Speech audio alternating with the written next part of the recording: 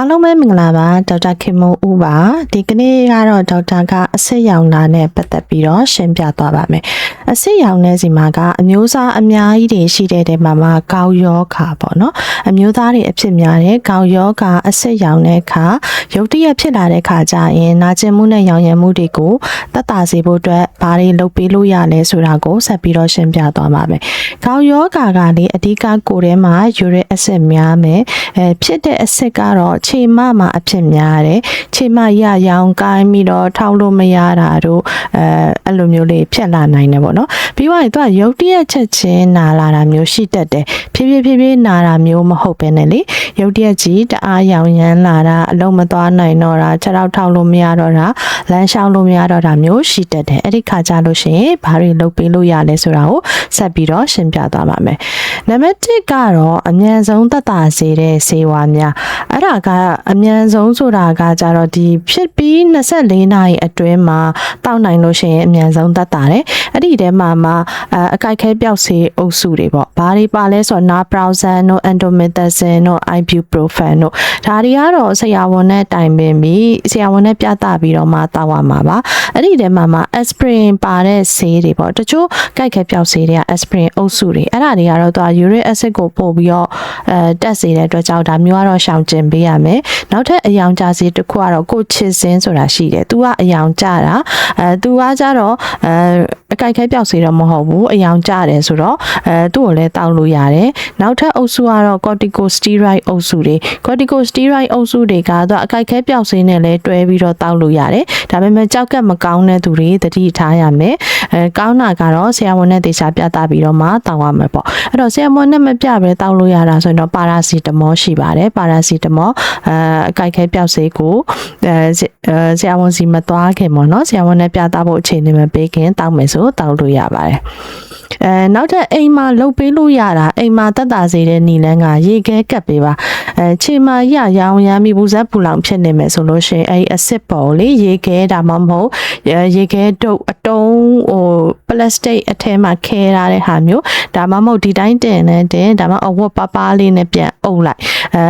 ဒီမျက်နှာတုပ်ပဝါလိုဟာမျိုးရေချိုးရင်တုပ်တဲ့တပတ်လိုဟာမျိုးနဲ့အုပ်လိုက်ပြီးတော့အဲ့ဒီအုပ်ရက်ကလေးကိုဒီချိန်မပေါ်မှာတင်ပေးပါတခါကပ်မိနစ်20ကပ်ပေးပါတနေ့နိုင်နည်းနည်းချပြီးကပ်ပေးပါမိနစ်20ဆိုရင်မစက်တိုက်မဟုတ်ဘူးပေါ့နော်နေရာခက်လိုက်ခဏဖယ်လိုက်ပြီးဝိုင်းပြန်ကပ်လိုက်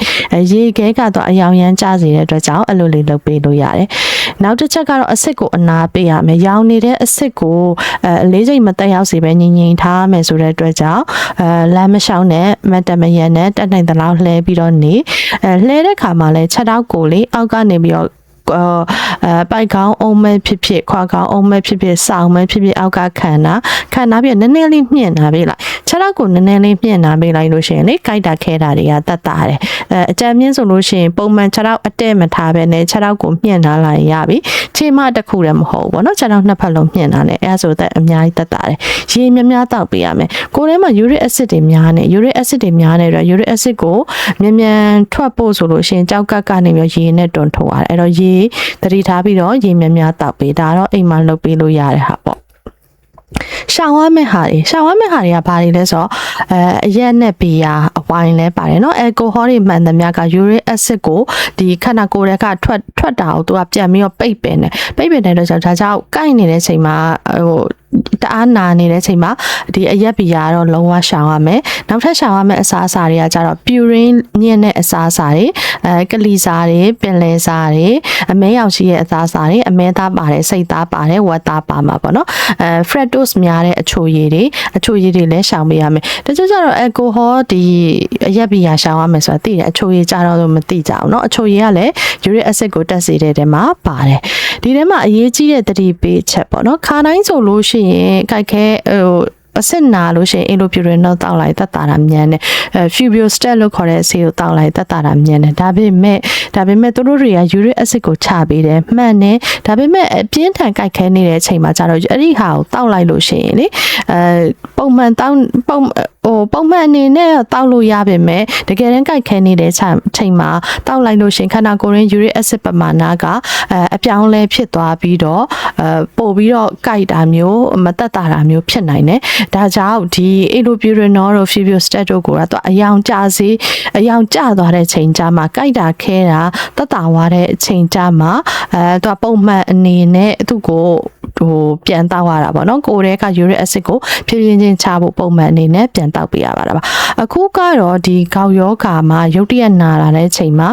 ဘာလုပ်ပေးလို့ရလဲဘယ်ဆေးတွေကတော့ဆရာဝန်နဲ့တိုင်ပင်ရမယ်ဘယ်ဆေးတွေကတော့လက်တလောချိန်တွေမှာမတောက်သင့်ဘူးဆိုပြီးတော့ဆိုတဲ့အကြောင်းကိုဆရာမကရှင်းပြသွားတာဖြစ်ပါတယ်တကယ်တော့ဒီကုသချက်တွေကတော့အသေးစိတ်ကုသချက်တွေကတော့ဆရာဝန်နဲ့ပြသကုသမှာပါဒါကတော့ကျန်းမာရေးပညာပေးဗီဒီယိုအနေနဲ့ဆွေးနွေးတင်ပြပေးသွားတာဖြစ်ပါတယ်နောက်ဗီဒီယိုတွေလည်းဆက်ပြီးတော့တင်ပြသွားပါအောင်မယ်